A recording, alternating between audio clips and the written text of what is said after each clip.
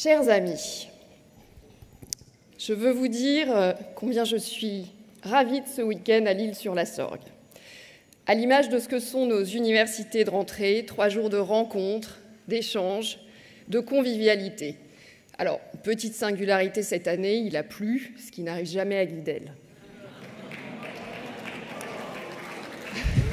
Je sens qu'il y a quelques sudistes, mais vous me pardonnerez ma mauvaise foi bretonne. Alors, un week-end dense et non chargé, Monsieur le Président, où nous avons accueilli près de 100 intervenants au cours de 16 plénières et plus de 50 ateliers. Et vous le savez, une telle organisation, ça relève souvent d'un petit miracle, d'autant plus sur un nouveau site. Et il n'y a pas de miracle sans une équipe extrêmement engagée. Je voudrais que par nos applaudissements, nous puissions les remercier.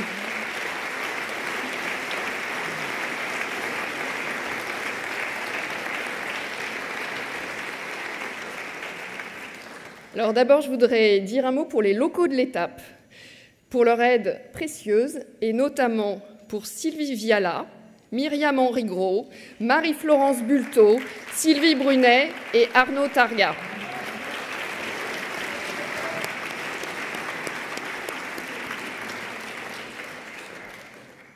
Et puis, sous la direction précieuse d'Anne-Caroline Berthet, la directrice générale du Mouvement démocrate,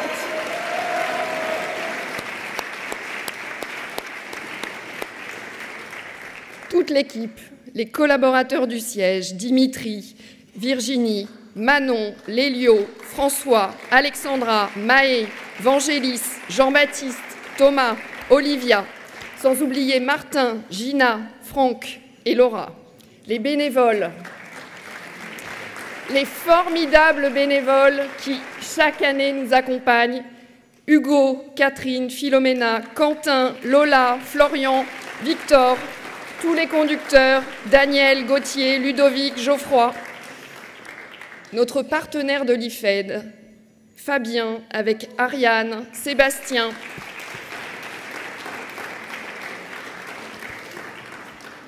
nos formidables prestataires, Vincent, Pierre, Jacques-Laurent, Éric, les magiciens de Dimeur, et la formidable équipe du Bel-en-Bras qui nous a accueillis avec beaucoup de gentillesse.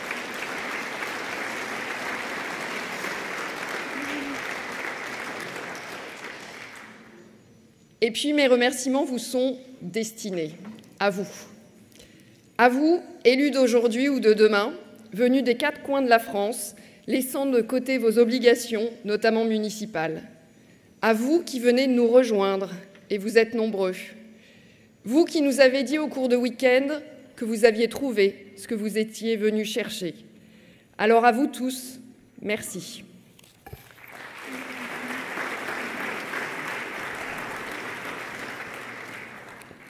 C'était très précieux de se retrouver après cette année chargée et très particulière pour notre mouvement.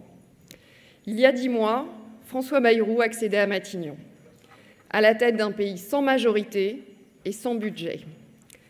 En 9 mois, le gouvernement de François Bayrou, avec Jean-Noël, Patrick, est parvenu à doter la France d'un budget et à enclencher une trajectoire de réduction du déficit public, à remettre la démocratie sociale au cœur de l'action publique et les partenaires sociaux autour de la table, à s'attaquer à la réforme de l'État et aux difficultés des services publics. Ces avancées, acquises de haute lutte, s'inscrivent désormais dans le paysage politique et nous serons là pour les défendre.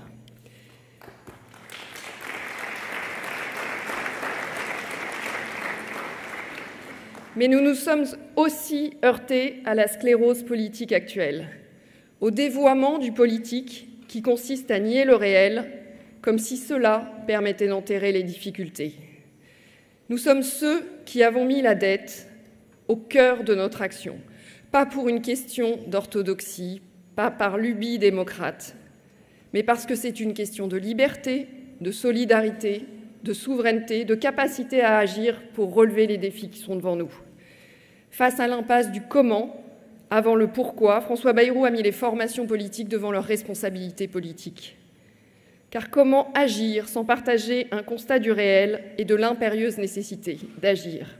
D'autant plus lorsque les déséquilibres du monde se sont accélérés ces dernières années et exigent de redoubler notre capacité d'action. Au défi climatique et social s'est ajouté le défi géopolitique. La tentation illibérale, la négation du droit international et le retour de la loi du plus fort remettent en question même les fondements de nos sociétés démocratiques. Les mensonges érigés en vérité absolue, la remise en cause de l'équilibre des pouvoirs et la brutalité dans les rapports de force affaiblissent chaque jour un peu plus notre état de droit. Alors que la situation exige que la France, mais aussi que l'Union européenne se renforce, il est inconcevable que nos responsables politiques soient si peu responsables. Il y a ceux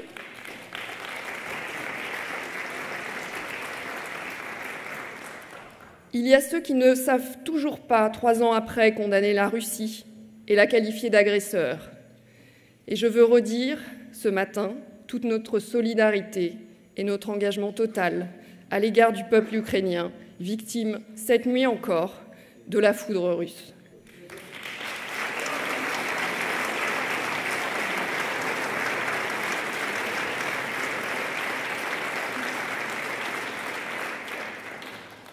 Il y a ceux qui considèrent que la Chine a des leçons de démocratie à nous donner, ceux qui préfèrent le chaos pour servir leur agenda politique ou judiciaire, ceux qui instrumentalisent les prochaines échéances, qu'elles soient municipales ou présidentielles, aux dépens de l'intérêt général du pays.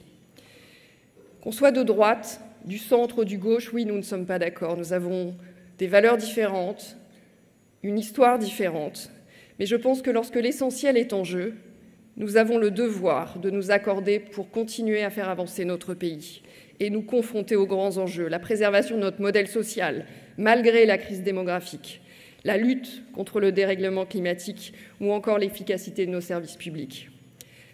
Agir et ainsi démontrer aux Français que leurs inquiétudes, leurs colères sont entendues, qu'il est encore possible d'agir avec et pour eux, car la défiance et le sentiment d'impuissance sont les carburants pour les extrêmes. Au MoDem, nous ne serons jamais de ceux qui préfèrent le confort des postures au courage de l'action. Et la difficulté des temps ne nous enlèvera pas notre foi en notre pays et dans les Français, ni notre détermination à agir. Vérité, courage, responsabilité, c'est le chemin exigeant et difficile que nous avons choisi et que nous allons continuer de tracer. Au niveau national, au niveau européen, nos parlementaires n'ont de cesse de défendre et d'affirmer ce que nous sommes, ce en quoi nous croyons. Et je veux vous dire combien nous sommes fiers, nous les militants du MoDem, de pouvoir compter sur des élus aussi engagés. Nos députés, présidés par Marc Fesneau,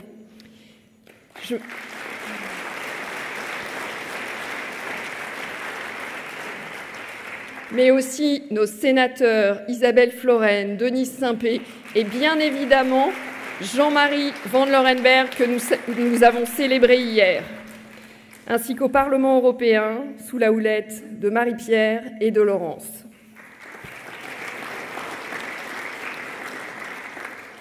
Mais aussi dans tous les territoires, avec nos élus locaux qui l'an prochain seront encore plus nombreux grâce au travail considérable que nous avons effectué.